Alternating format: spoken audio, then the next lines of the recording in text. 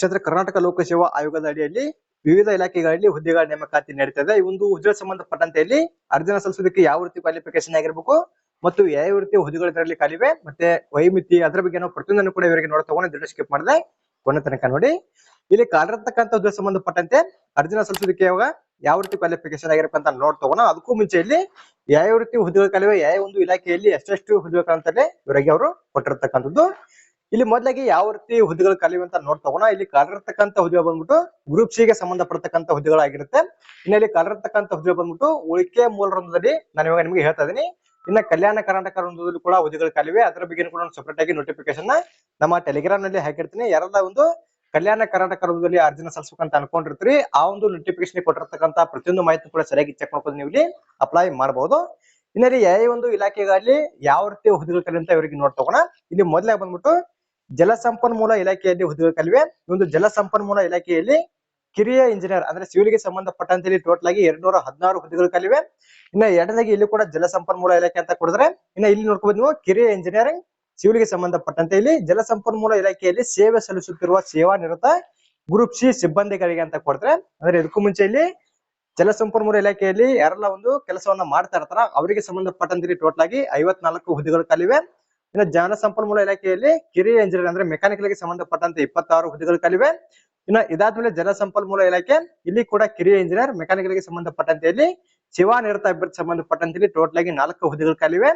ಇನ್ನು ಇದಾದ್ಮೇಲೆ ಸಾರ್ವಜನಿಕ ಗ್ರಂಥಾಲಯದಲ್ಲಿ ಸಹಾಯಕ ಗ್ರಂಥಪಾಲಕ ಅಂತ ಟೋಟಲ್ ಆಗಿ ಇಲ್ಲಿ 13 ಹುದ್ದೆಗಳು ಖಾಲಿದ್ದು, ಒಂದು ಉಳಿಕೆ ಮೂಲ ವೃಂದದಲ್ಲಿ ಕಾರ್ಯರತಕ್ಕಂತ ಒಟ್ಟು ಹುದ್ದೆಗಳ ಸಂಖ್ಯೆ ಬಂದ್ಬಿಟ್ಟು 313 ಹುದ್ದೆಗಳು ಟೋಟಲ್ ಆಗಿ ಇಲ್ಲಿ ಖಾಲಿ ಇರ್ತಕ್ಕಂಥದ್ದು. ನೀವು ಇಲ್ಲಿ ಯಾವ ಒಂದು ಇಲಾಖೆಯಲ್ಲಿ ಅರ್ಜಿನ ಸಲ್ಲಿಸಬೇಕಂತ ಅನ್ಕೊಂಡಿರ್ತಾರೆ, ಇಲ್ಲಿ ಕೊಟ್ಟಿರ್ತಕ್ಕಂಥ ಹುದ್ದೆಗಳ ಸಂಖ್ಯೆನ ಸರಿಯಾಗಿ ಚೆಕ್ ಮಾಡ್ಕೊಂಡು ನೀವು ಇಲ್ಲಿ ಅಪ್ಲೈ ಮಾಡಬೇಕು. ಇನ್ನ ಅರ್ಜಿನ ಸಲ್ಲಿಸೋ ಪ್ರಾರಂಭ ದಿನಾಂಕದ ಬಗ್ಗೆ ನೋಡ್ ತಗೋಣ.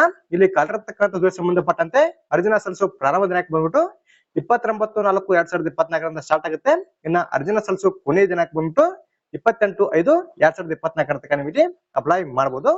ಇನ್ನ ಶುಲ್ಕವನ್ನ ಪಾವತಿ ಮಾಡೋ ಕೊನೆಯ ದಿನಾಂಕ ಬಂದ್ಬಿಟ್ಟು 28/5/2024 ತನಕ ನೀವು ಒಂದು ಪೇಮೆಂಟ್ ಕೂಡ ಇಲ್ಲಿ ಮಾಡಬಹುದಾಗಿರುತ್ತೆ.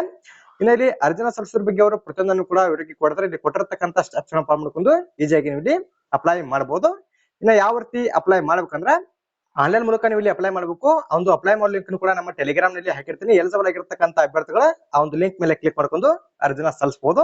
ಇನ್ನ ಅರ್ಜಿ ಶುಲ್ಕದ ಬಗ್ಗೆ ನೋಡ್ ತಗೋಣ. ಒಂದು ಕ್ಯಾಟಗರಿ ಆಧಾರದ ಮೇಲೆ ಅವರು ಸಪರೇಟ್ ಆಗಿ ಇಲ್ಲಿ ಕೊಟ್ಟಿರ್ತಕ್ಕಂಥದ್ದು. ಇಲ್ಲಿ ಸಾಮಾನ್ಯ ಅರ್ಹತಾ ಅಭ್ಯರ್ಥಿ ಸಂಬಂಧಪಟ್ಟಂತೆ ಟೋಟಲ್ ಆಗಿ 600 ರೂಪಾಯಿ ಅರ್ಜಿ ಶುಲ್ಕ ಇರುತ್ತೆ. ಇನ್ನ ಪ್ರವರ್ಗ 2A 2B 3A 3B ಗೆ ಸೇರಿದ ಅಭ್ಯರ್ಥಿ ಸಂಬಂಧಪಟ್ಟಂತೆ ಇಲ್ಲಿ 300 ರೂಪಾಯಿ ಅರ್ಜಿ ಶುಲ್ಕ ಇರುತ್ತೆ. ಇನ್ನ ಮಾಜಿ ಸೈನಿಕ ಅಭ್ಯರ್ಥಿ ಸಂಬಂಧಪಟ್ಟಂತೆ 50 ರೂಪಾಯಿ ಅರ್ಜಿ ಶುಲ್ಕ ಇರುತ್ತೆ. ಇನ್ನ ಪರಿಶಿಷ್ಟ ಜಾತಿ ಪರಿಶಿಷ್ಟ ಪಂಗಡ ಮತ್ತು ಪ್ರವರ್ಗ 1 ಹಾಗೂ ಅಂಗವಿಕಲ ಅಭ್ಯರ್ಥಿ ಸಂಬಂಧಪಟ್ಟಂತೆ ಯಾವುದೇ ರೀತಿಯಾದಂತಹ ಒಂದು ಅರ್ಜಿ ಶುಲ್ಕ ಹೊಡೆದ್ರೆ ಡೈರೆಕ್ಟ್ ಆಗಿ ಇಲ್ಲಿ ಅಪ್ಲೈ ಮಾಡಬಹುದು. ಇನ್ನ ಇಲ್ಲಿ ಅರ್ಜಿ ಶುಲ್ಕ ಇರತಕ್ಕಂತ ಅಭ್ಯರ್ಥಿಗಳು ಬಂದ್ಬಿಟ್ಟು ಈ ಒಂದು ಅರ್ಜಿ ಶುಲ್ಕವನ್ನ ನೀವು ಇಲ್ಲಿ ಆನ್ಲೈನ್ ಮೂಲಕ ಅರ್ಜಿನ ಸಲ್ಲಿಸುವಾಗಲೇ ಪೇ ಮಾಡಬೇಕಾಗುತ್ತೆ. ಇನ್ನ ನೇಮಕಾತಿ ವಿಧಾನದ ಬಗ್ಗೆ ನೋಡ್ ತಗೋಣ. ಅಂದ್ರೆ ಆಯ್ಕೆ ವಿಧಾನ ಯಾವ ರೀತಿ ಇರ್ತಂತ ಇಲ್ಲಿ ಕೆಗಡವರು ಅದ್ರ ಬಗ್ಗೆ ವಿವರವಾಗಿ ಕೊಡಿದ್ದಾರೆ. ಇಲ್ಲಿ ಮೊದಲಾಗಿ ಕನ್ನಡ ಭಾಷೆ ಪರೀಕ್ಷೆ ಇರುತ್ತೆ. ಒಂದು ಕನ್ನಡ ಭಾಷೆ ಪರೀಕ್ಷೆ ಬಂದ್ಬಿಟ್ಟು ಟೋಟಲ್ ಆಗಿ 150 ಅಂಕಗಳಿಗೆ ಇರುತ್ತೆ. ನೀವು ಮುಂದಿನ ಹಂತಕ್ಕೆ ಕ್ವಾಲಿಫೈ ಆಗ್ಬೇಕಂದ್ರೆ ಕನಿಷ್ಠವಾಗಿ 50 ಅಂಕಗಳನ್ನ ನೀವು ಇಲ್ಲಿ ಗಳಿಸಲೇಬೇಕಾಗುತ್ತೆ. ಇಲ್ಲಿ ಕೊಟ್ಟಿರ್ತಕ್ಕಂಥ ಒಂದು ಎಕ್ಸಾಮಿನೇಷನ್ ಬಗ್ಗೆ ನೀವು ಇಲ್ಲಿ ಸರಿಯಾಗಿ ಚೆಕ್ ಮಾಡ್ಕೋಬೇಕು. ಮೊದಲನೇ ಹಂತದಲ್ಲಿ ಕನ್ನಡ ಭಾಷೆ ಪರೀಕ್ಷೆ ಇರುತ್ತೆ. ಟೋಟಲ್ ಆಗಿ 150 ಅಂಕಕ್ಕೆ ನೀವು ಎಕ್ಸಾಮ್ ಅನ್ನ ಬರಬೇಕು. ಇನ್ನು ಮುಂದಿನ ಹಂತಕ್ಕೆ ನೀವು ಇಲ್ಲಿ ಕ್ವಾಲಿಫೈ ಆಗ್ಬೇಕಂದ್ರೆ 50 ಅಂಕಗಳನ್ನ ಇಲ್ಲಿ ಕಂಪಲ್ಸರಿ ಆಗಿ ತಗೊಳ್ಳಬೇಕು. ಇನ್ನ ಮುಂದಿನ ಹಂತದಲ್ಲಿ ಇಲ್ಲಿ ಸ್ಪರ್ಧಾತ್ಮಕ ಪರೀಕ್ಷೆ ಕೂಡ ಇರತಕ್ಕಂಥದ್ದು. ಇಲ್ಲಿ ಕೆಳಗಡೆ ಅದ್ರ ಬಗ್ಗೆ ಕೂಡ ಇವರಾಗಿ ಕೊಟ್ಟಿದ್ದಾರೆ. ಒಂದು ಸ್ಪರ್ಧಾತ್ಮಕ ಪರೀಕ್ಷೆಯಲ್ಲಿ ನೆಗೆಟಿವ್ ಮಾರ್ಕಿಂಗ್ ಕೂಡ ಇರುತ್ತೆ. ಯಾವ ರೀತಿ ನೆಗೆಟಿವ್ ಮಾರ್ಕಿಂಗ್ ಅಂದ್ರೆ ನಿಮ್ದು ಏನಾದ್ರು ಒಂದು ತಪ್ಪದಲ್ಲಿ 0.25 ಮಾರ್ಕ್ಸ್ ಕಟ್ ಆಗುತ್ತೆ. ನಿಮ್ದು ಟೋಟಲ್ ಆಗಿ 4 ತಪ್ಪದಲ್ಲಿ ಒಂದು ಸೇರಿರ್ತಕ್ಕಂಥ ಮಾರ್ಕ್ಸ್ ಕೂಡ ಇಲ್ಲಿ ಕಟ್ ಆಗುವಂತದ್ದು. ಇಲ್ಲಿ ಅವರು ಪ್ರತಿಯೊಂದರ ಬಗ್ಗೆ ಕೂಡ ಇವರಾಗಿ ಕೊಟ್ಟಿದ್ದಾರೆ. ಯಾರೆಲ್ಲ ಅರ್ಜಿನ ಸಲ್ಲಿಸ್ತಾ ಇರ್ತಾರಲ್ಲ ಇಲ್ಲಿ ಕೆಳಗಡೆ ಕೊಟ್ಟಿರ್ತಕ್ಕಂಥ ಮಾಹಿತಿಯನ್ನು ಸರಿಯಾಗಿ ಚೆಕ್ ಮಾಡ್ಕೊಂಡು ನೀವು ಇಲ್ಲಿ ಅಪ್ಲೈ ಮಾಡಬೇಕು. ಇಲ್ಲಿ ಪತ್ರಿಕೆ 1ರಲ್ಲಿ ಬರ್ತಕ್ಕಂಥ ಸಿಲೆಬಸ್ ಯಾವ ರೀತಿ ಅಂತ ಇಲ್ಲಿ ಕೆಳಗಡೆ ಅವರು ಕೊಡಿದ್ರೆ, ಇಲ್ಲಿ ಟೋಟಲ್ ಆಗಿ ನೀವು 100 ಅಂಕಗಳಿಗೆ ಒಂದು ಎಕ್ಸಾಮ್ ಅನ್ನ ಬರಬೇಕು. ಒಂದು ಎಕ್ಸಾಮ್ ಅನ್ನ ಬರೋದಕ್ಕೆ ಕಾಲಾವಕಾಶ ಬಂದ್ಬಿಟ್ಟು 1.5 ಗಂಟೆ ನಿಮಗೆ ಇಲ್ಲಿ ಕಾಲಾವಕಾಶ ಕೂಡ ಇರತಕ್ಕಂಥದ್ದು. ಇದು ಪತ್ರಿಕೆ 1ಕ್ಕೆ ಸಂಬಂಧಪಟ್ಟಂತೆ ಇಷ್ಟು ಮಾಹಿತಿನ ಮೇಲ್ಗಡೆಯಲ್ಲಿ ಕೊಡಿದ್ರೆ, ಇನ್ನು ಪತ್ರಿಕೆ 2 ಬಂದ್ಬಿಟ್ಟು ಇಲ್ಲೂ ಕೂಡ 100 ಅಂಕಗಳಿಗೆ ಒಂದು ಎಕ್ಸಾಮ್ ಅನ್ನ ಬರಬೇಕು. ಈ ಒಂದು ಎಕ್ಸಾಮ್ ಅನ್ನ ಬರೋದಕ್ಕೆ ಕಾಲಾವಕಾಶ ಬಂದ್ಬಿಟ್ಟು 2 ಗಂಟೆಗಳ ಕಾಲಾವಕಾಶ ಇರುತ್ತೆ. ಈ ಒಂದು ಎಕ್ಸಾಮ್ಗೆ ಸಂಬಂಧಪಟ್ಟಂತೆ ಯಾವ ರೀತಿ ಸಿಲೆಬಸ್ ಇದೆ ಅಂತ ಇಲ್ಲಿ ಕೆಳಗಡೆ ಕೂಡ ಅವರು ಕೊಡಿದ್ರೆ, ಇಲ್ಲಿ ಕೊಟ್ಟಿರ್ತಕ್ಕಂಥ ಒಂದು ಎಕ್ಸಾಮಿನೇಷನ್ ಸಿಲೆಬಸ್ ಬಗ್ಗೆ ಸರಿಯಾಗಿ ಚೆಕ್ ಮಾಡ್ಕೊಡಿ.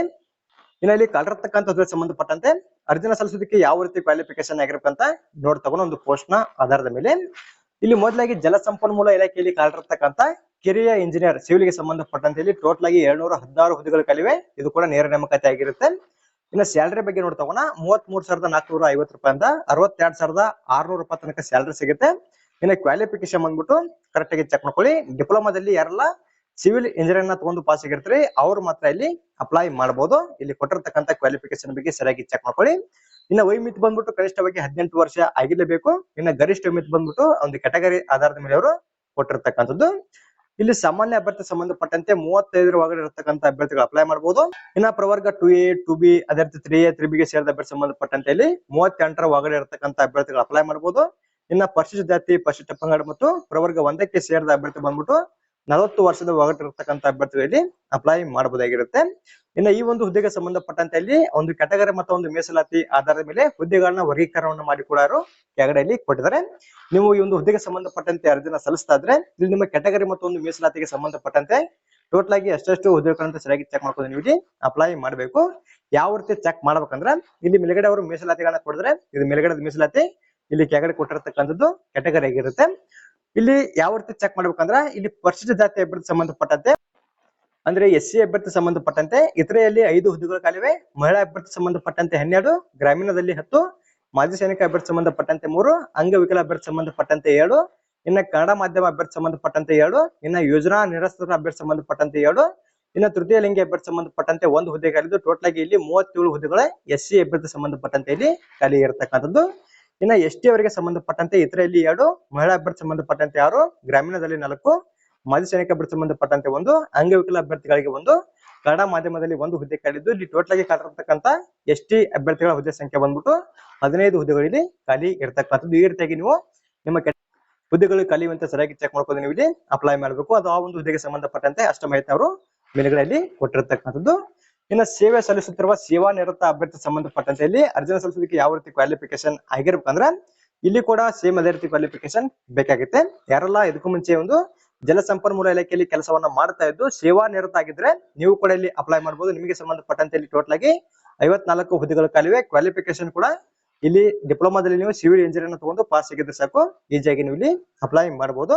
ಇನ್ನು ವಯೋಮಿತಿಯನ್ನು ಕೂಡ ಇಲ್ಲಿ ಕೆಳಗಡೆ ಕೊಡಿದ್ರೆ ಯಾವ ರೀತಿ ವಯೋಮಿತಿ ಅವರು ಕೊಟ್ಟಿದ್ದಾರೆ ಅಂದ್ರೆ ಇಲ್ಲಿ ಜಲಸಂಪನ್ಮೂಲ ಇಲಾಖೆಯಲ್ಲಿ ಸೇವೆ ಸಲ್ಲಿಸುತ್ತಿರುವ ಸೇವಾ ನಿರತ ಗ್ರೂಪ್ ಸಿ ಸಿಬ್ಬಂದಿಗಳಿಗೆ ಇಲಾಖೆಯ ಕಾರ್ಯಕಾರಿ ಆದೇಶ, ಈ ಒಂದು ಆದೇಶದ ಮೇರೆಗೆ ನಿಮಗೆ ಅವರು ವಯೋಮಿತಿಯನ್ನ ಕೊಟ್ಟಿರ್ತಾರೆ. ಡೈರೆಕ್ಟ್ ನೀವು ಅಪ್ಲೈ ಮಾಡುವಾಗ ಅಲ್ಲಿ ಸೆಲೆಕ್ಟ್ ಮಾಡ್ಕೋಬೇಕು. ಇನ್ನ ಇಲ್ಲಿ ಮೂರನೇದ ಬಂದ್ಬಿಟ್ಟು ಈ ಒಂದು ಹುದ್ದೆಗೆ ಸಂಬಂಧಪಟ್ಟಂತೆ ಕೂಡ ಅವರು ಹುದ್ದೆಗಳನ್ನ ವರ್ಗೀಕರಣ ಮಾಡಿದ್ರೆ ಕರೆಕ್ಟ್ ಆಗಿ ಚೆಕ್ ಮಾಡ್ಕೊಂಡು ನೀವು ಇಲ್ಲಿ ಅಪ್ಲೈ ಮಾಡಬಹುದು. ಇನ್ನು ಮೂರನೇದಾಗಿ ಜಲಸಂಪನ್ಮೂಲ ಇಲಾಖೆಯಲ್ಲಿ ಅಂದ್ರೆ ಕಿರಿಯ ಇಂಜಿನಿಯರ್ ಅಂದ್ರೆ ಮೆಕ್ಯಾನಿಕಲ್ ಗೆ ಸಂಬಂಧಪಟ್ಟಂತೆ ಟೋಟಲ್ ಆಗಿ ಇಲ್ಲಿ 24 ಹುದ್ದೆಗಳು ಖಾಲಿವೆ. ಇನ್ನು ಸ್ಯಾಲರಿ ಬಂದ್ಬಿಟ್ಟು 33,450 ರೂಪಾಯಿಂದ 62,600 ರೂಪಾಯಿ ತನಕ ಸ್ಯಾಲರಿ ಸಿಗುತ್ತೆ. ಇನ್ನು ಕ್ವಾಲಿಫಿಕೇಶನ್ ಬಂದ್ಬಿಟ್ಟು ಡಿಪ್ಲೊಮಾದಲ್ಲಿ ಯಾರೆಲ್ಲ ಮೆಕ್ಯಾನಿಕಲ್ ಇಂಜಿನಿಯರ್ ಮಾಡಿರ್ತೀರಿ ಅವ್ರು ಮಾತ್ರ ಇಲ್ಲಿ ಅಪ್ಲೈ ಮಾಡಬಹುದು. ಇನ್ನು ವಯೋಮಿತಿ ಬಂದ್ಬಿಟ್ಟು ಸೇಮ್ ಇದಕ್ಕೂ ಮುಂಚೆ ಹೇಳಿದ್ನಲ್ಲ ಅದೇ ರೀತಿ ಒಂದು ವಯೋಮಿತಿ ಬೇಕಾಗತ್ತೆ. ಇನ್ನ ಇಲ್ಲಿ ಕೂಡ ಅವರು ಹುದ್ದೆಗಳ ವರ್ಗೀಕರಣವನ್ನು ಮಾಡಿ ಕೊಟ್ಟಿರ್ತಕ್ಕಂಥದ್ದು. ಇಲ್ಲಿ ಮತ್ತೆ ಮೀಸಲಾತಿ ಮತ್ತು ಒಂದು ಕ್ಯಾಟಗರಿ ಆಧಾರದ ಮೇಲೆ ಅವರು ಎಷ್ಟೆಷ್ಟು ಹುದ್ದೆಗಳಂತ ಹೇಳಿ ಕೊಡಿದ್ರೆ ಕರೆಕ್ಟ್ ಆಗಿ ಚೆಕ್ ಮಾಡ್ಕೊಂಡು ನೀವು ಇಲ್ಲಿ ಅಪ್ಲೈ ಮಾಡಬೇಕಾಗುತ್ತೆ. ಇನ್ನು 4ನೇದ ಬಂದ್ಬಿಟ್ಟು ಇಲ್ಲಿ ಸೇವಾ ನಿರತ ಅಭ್ಯರ್ಥಿ ಸಂಬಂಧಪಟ್ಟಂತೆ ಕೊಟ್ಟಿದ್ರೆ ಇಲ್ಲಿ ಕೂಡ ಅವರಿಗೆ 6 ಹುದ್ದೆಗಳು ಖಾಲಿವೆ. ಇಲ್ಲಿ ಕೂಡ ಅವರು ಕೆಳಗಡೆ ಹುದ್ದೆಗಳ ವರ್ಗೀಕರಣ ಮಾಡಿ ಕೊಟ್ಟಿದ್ದಾರೆ. ಇಲ್ಲಿ ಕೂಡ ಚೆಕ್ ಮಾಡ್ಕೊಂಡು ಅಪ್ಲೈ ಮಾಡಬಹುದು. ಇನ್ನು ಕ್ವಾಲಿಫಿಕೇಶನ್ ಬಂದ್ಬಿಟ್ಟು ಮೆಕ್ಯಾನಿಕಲ್ ಇಂಜಿನಿಯರಿಂಗ್ ಆಗಿದ್ರೆ ಸಾಕು, ನೀವು ಇಲ್ಲಿ ಅಪ್ಲೈ ಮಾಡಬಹುದು. ಇನ್ನ ಇದಾದ ಮೇಲೆ ಇಲ್ಲಿ ಕೊನೆದ ಬಂದ್ಬಿಟ್ಟು ಇಲ್ಲಿ ನೋಡಿ ನೀವು ಸಾರ್ವಜನಿಕ ಗ್ರಂಥಾಲಯದಲ್ಲಿ ಕಲಿರತಕ್ಕಂತ ಸಹಾಯಕ ಗ್ರಂಥಪಾಲಕ ಹುದ್ದೆ ಸಂಬಂಧಪಟ್ಟಂತೆ ಇಲ್ಲಿ ಮೊದಲಿಗೆ ಸ್ಯಾಲರಿ ಬಗ್ಗೆ ನೋಡ್ತಗೋಣ. 30,350 ರೂಪಾಯಿಂದ 58,250 ರೂಪಾಯಿ ತನಕ ಸ್ಯಾಲರಿ ಸಿಗುತ್ತೆ. ಇನ್ನು ಕ್ವಾಲಿಫಿಕೇಶನ್ ಬಂದ್ಬಿಟ್ಟು ಡಿಪ್ಲೊಮಾದಲ್ಲಿ ಯಾರೆಲ್ಲ ಲೈಬ್ರರಿ ಸೈನ್ಸ್ ಅನ್ನ ಮಾಡಿರ್ತೀರಿ ಅವ್ರು ಮಾತ್ರ ಇಲ್ಲಿ ಅಪ್ಲೈ ಮಾಡಬಹುದು. ಇಲ್ಲಿ ಕೊಟ್ಟಿರ್ತಕ್ಕಂಥ ಕ್ವಾಲಿಫಿಕೇಶನ್ ಬಗ್ಗೆ ಸರಿಯಾಗಿ ಚೆಕ್ ಮಾಡ್ಕೊಳ್ಳಿ. ಇನ್ನು ಈ ಒಂದು ಹುದ್ದೆಗೆ ಸಂಬಂಧಪಟ್ಟಂತೆ ಕೂಡ ಇಲ್ಲಿ ಎಷ್ಟೆಷ್ಟು ಒಂದು ಹುದ್ದೆಗಳು ಕಲಿಯುವಂತ ಅಲ್ಲಿ ಒಂದು ಹುದ್ದೆಗಳ ವರ್ಗೀಕರಣವನ್ನು ಕೂಡ ಅವರು ಮಾಡಿರ್ತಕ್ಕಂಥದ್ದು ಒಂದು ಕ್ಯಾಟಗರಿ ಮತ್ತೆ ಒಂದು ಮೀಸಲಾತಿ ಆಧಾರದ ಮೇಲೆ. ಇಲ್ಲಿ ಕೂಡ ಸೇಮ್ ಅದೇ ರೀತಿ ನಿಮ್ಮ ಕ್ಯಾಟಗರಿ ಮತ್ತು ಒಂದು ಮೀಸಲಾತಿಗೆ ಸಂಬಂಧಪಟ್ಟಂತೆ ಟೋಟಲ್ ಆಗಿ ಇಲ್ಲಿ ಎಷ್ಟೆಷ್ಟು ಹುದ್ದೆಗಳಂತ ಸರಿಯಾಗಿ ಚೆಕ್ ಮಾಡ್ಕೊಂಡು ನೀವು ಇಲ್ಲಿ ಅಪ್ಲೈ ಮಾಡಬೇಕು. ಈ ಒಂದು ಹುದ್ದೆಗೆ ಸಂಬಂಧಪಟ್ಟಂತೆ ಯಾರೆಲ್ಲ ಅರ್ಜಿನ ಸಲ್ಲಿಸಬೇಕಂತ ಅನ್ಕೊಂಡಿರ್ತಾರಲ್ಲ ಇಲ್ಲಿ ಕೊಟ್ಟಿರ್ತಕ್ಕಂಥ ಪ್ರತಿಯೊಂದು ಮಾಹಿತಿನೂ ಕೂಡ ಸರಿಯಾಗಿ ಚೆಕ್ ಮಾಡ್ಕೊಂಡು ನೀವು ಇಲ್ಲಿ ಅಪ್ಲೈ ಮಾಡಬೇಕು. ಇನ್ನೊಂದು ನೋಟಿಫಿಕೇಶನ್ ಆಗಲಿ ಮತ್ತೆ ಒಂದು ಅಪ್ಲೈ ಲಿಂಕ್ ಅನ್ನು ಎರಡನ್ನು ಕೂಡ ನಮ್ಮ ಟೆಲಿಗ್ರಾಮ್ ನಲ್ಲಿ ಹಾಕಿರ್ತೀನಿ. ಎಲಿಜಿಬಲ್ ಆಗಿರ್ತಕ್ಕಂಥ ಅಭ್ಯರ್ಥಿಗಳ ಆ ಒಂದು ಲಿಂಕ್ ಮೇಲೆ ಕ್ಲಿಕ್ ಮಾಡ್ಕೊಂಡು ಅರ್ಜಿನ ಸಲ್ಲಿಸಬಹುದು. ಅದೇ ರೀತಿ ಒಂದು ಮಾಹಿತಿ ತಮಗೆ ಇಷ್ಟದಲ್ಲಿ ನಮ್ಮ ಚಾನಲ್ ಸಬ್ಸ್ಕ್ರೈಬ್ ಮಾಡಿ ಲೈಕ್ ಮಾಡ್ರಿ. ನಿಮ್ಮ ಸ್ನೇಹಿತರು ಕೂಡ ಶೇರ್ ಮಾಡಿ, ಅವರು ಕೂಡ ಒಂದು ಹುದ್ದೆಗೆ ಸಂಬಂಧಪಟ್ಟಂತೆ ಇಲ್ಲಿ ಅರ್ಜಿನ ಸಲ್ಲಿಸಿ. ಅದೇ ರೀತಿ ಮತ್ತೆ ಮುಂದಿಡಲಿ ಭೇಟಿಯಾಗೋಣ. Thanks for watching.